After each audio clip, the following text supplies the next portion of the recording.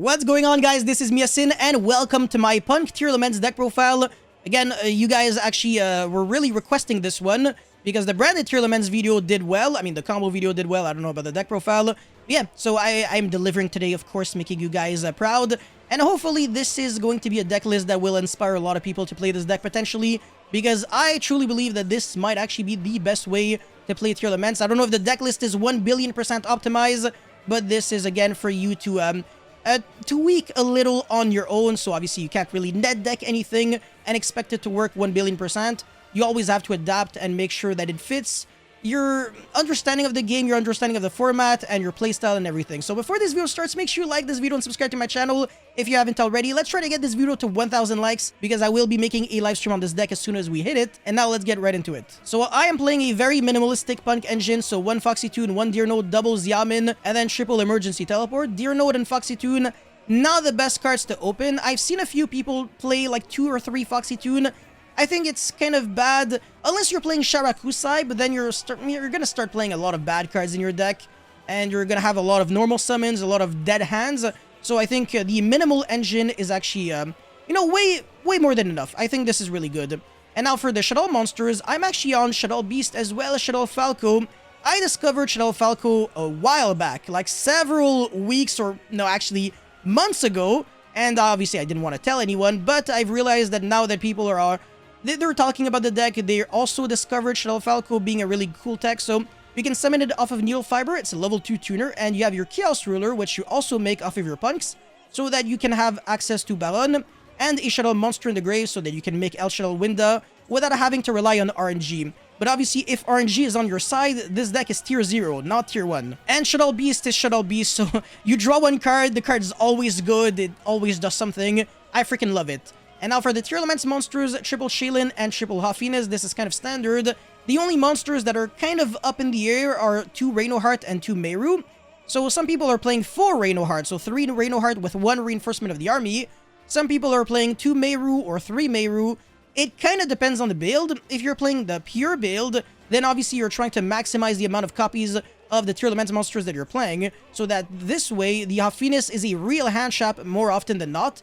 But if you're playing this kind of build, you already have Xiamen as a normal summon, or at least as a potential normal summon, because sometimes you hard draw the Xiamen instead of drawing the Emergency Teleport, and you don't want to draw these awkward hands where you have, you know, both Reino and Xiamen with no extenders, and then you just lose to one hand trap. So if you play like 3-3 or like 4-3, it's gonna be way too much, and that's again another reason why Sharakusai isn't too great, and that's, I think, probably the best reasoning behind these ratios. Now, King of the Swamp is actually such a freaking good card. If you watch my videos, my video about Fusion Substitute, you would know that this is an inherent out to Mystic Mine, because it has a graveyard effect that allows you to return back a fusion monster from your grave into the extra deck, and then draw 1 card, and that will trigger the field spell, which again is not a monster, obviously, so that it can destroy the Mystic Mine even if you have, you know, no ability to use any monster effects. So yeah, Fusion Substitute is just a good card overall to mill and to get access to in your grave, so that you can eventually out Mystic Mine in Game 1, and then Game 2 and Game 3 you can adapt. So if you're going second, this card is it requires a little too much setup. I would side it out going second. I'll just keep it in Game 1 just so you don't deck out the Mystic Mine. And then the 1 Polymerization is usually the card that you're searching. It does so much, man. It can fuse from the hand, which means that unlike Fusion Substitute, you can make Guardian Chimera, and this card is really good at breaking boards. You can chain block and then destroy a bunch of cards, draw a bunch of cards. If you get hit by Gamma turn 1, you can randomly fuse for Guardian Chimera because your opponent's gonna have like Gamma and Driver.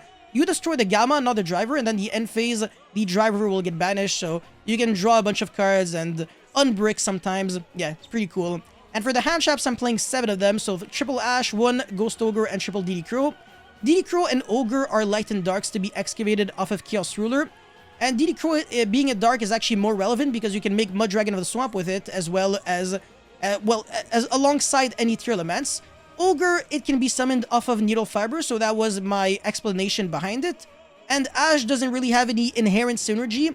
It's just a generic hand trap, so if you want to play Dark Ruler instead, you are way more than welcome to doing so. Anyways, I'm also playing a lot of juice cards, so Instant Fusion, Terraforming for 4 field spells, Foolish Burial for slightly obvious reasons, Called by the Grave, triple Emergency Teleport, 1 Meta Noise, and 1 Salic. Salic is very up in the air because it's such a good card that, well, good card to mill at least, that you can argue that it's probably better to play as a 2 of, and it's also a very, very good card to discard off of Reno Heart's Graveyard effect when you revive it back. So yeah, if you want to play multiple Salix, you can absolutely do that. But the Meta Noise, even though it's the superior card to search, quote-unquote, it's not the best card to physically hard draw in like the worst timings or to mill, because recycling back from the graveyard to the hand is objectively worse than searching from the deck to the hand, unless we're like super in the grind game where you basically have nothing left in your deck. That's never gonna happen though, because you never run out of gas in this deck since all the resources get shuffled back into the deck, well placed back on the bottom, which is arguably better because you won't draw like right into them, you know, if you use something like Shadow Beast to draw one card, or Upstart Goblin, etc., or Guardian Chimera. Anyways, that's it for the main deck, 40 cards. I really like 40 because it again increases the likelihood of Hafines being a hand trap, and you're gonna see your juice cards more often, your side deck cards as well, because if you side something devastating like Deck Devastation Virus as well as Trap Trick, you have a 57.71% chance of seeing one, and if you confuse, that would be pretty much a 100% chance guaranteed to win against Blight and Exorcister, because every single Splight monster as well as any hand trap in basically the game outside of Skullmeister will die to Deck Dev, and any Exorcister outside of Malfa will also die to Deck Dev. And for the extra deck, I'm obviously on one Guardian Chimera, one Kaleido Heart, double Dragos Tapelia. The second one, you can maybe play something else instead. Double Kikalos, this is standard. Winda, Muddragon of the Swamp, Millenniumizer Strict, Baron, Chaos Ruler, Omega, and Shooting Riser. You can live without these cards. It's just that they make Needle Fiber so much better because instead of just being like a card that summons Shadow Falco, it's also another threat because you can turn it into Shooting Riser, send something, and then quick sync for another interruption. The only issue is that it kind of is just more commitment in your extra deck for a play that relies heavily on the P.U.N.K cards, or maybe you like hard drawing like Ghost Ogre or Ash, and then being able to like special summon one of your Tearlaments monster. But to be fair, I don't know how often this really comes up. It really is up to you if you want to play these cards or not. But I really like the fact that Shooting Riser kind of modulates its level so that regardless of the Tearlament monster or whatever leftover monster you have on the field, you can always send whichever level would match so that you can quick sync into a Mega. I know the way I phrased it is really mindfuck, but it makes a lot of sense when you think about it. And for the idea section, a lot of really interesting and cool cards here. Fairy Tail Snow, great card to mail, and you mail a lot in this deck. So Fairy Tail Snow has a very high likelihood of getting mailed. And if people are stupid and play Sword Soul or Brave Token in Poet format, better believe you're mailing Token Collector every single time. So I would side deck this as a one-of, because you can even make Shooting Riser on your own turn, so that on your opponent's turn this card will be live. And again, even though it would be a one-of, you would always be milling it. So that's like way more than enough as a one-of. And again, Fairy Tail Snow, even if Fairy Tail Snow was a 3, I probably only would be playing one anyways. So yeah, if one Fairy Tail Snow is way more than enough. Anyways, for the other cards, Shadal Squamata, Veiler, Elder Entity Entis, as well as the Evil Twin Trouble Sunny, the Link 4, with the Evil Twin Kisikilila with Artemate Slay. So you do have to commit 2 to 3 cards in your extra deck for that. I don't know how relevant it is, but it's definitely good if you're going second. It's just that you can brick with the Evil Twin Link monster. And again, the commitment in your extra deck is absolutely huge. Now, Psychic and Punisher is actually really good at making your P.U.N.K engine even better than it is. Odd Red if you don't want to summon Shadow Falco, but want to summon, let's say, Effect Veiler or Jet Synchron, so that you can use the Chaos Ruler with the level 1 tuner to make the Hot Red. Hot Red is actually really cool because, unlike Baron, it can negate Dark Ruler under a certain situation. So if you have basically Salic that you can just flip and then chain Hot Red to it, or Emergency Teleport that you can flip on your opponent's turn, or Call by the Grave, that would be a way to out Dark Ruler with Hot Red. Zombie Vampire is not a card that I recommend at all because it can trigger your opponent's Tearlaments monsters. Dweller is a fantastic card against the mirror match if you're going first. And then obviously Artemate Slay, Dark Ruler no more, as I explained. You can replace Ash with this.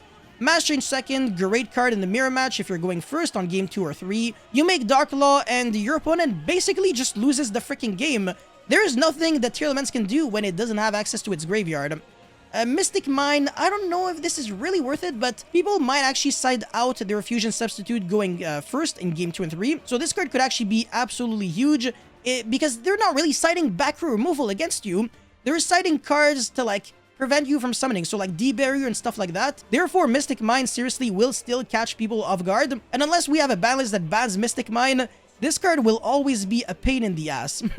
Anyways, deck Devastation Virus and another copy of Meta Noise if you want to. So that's pretty much it for this deck profile. Let me know your thoughts about it in the comment section below. As always, don't forget to like and subscribe, and I'll see you guys very soon. Peace.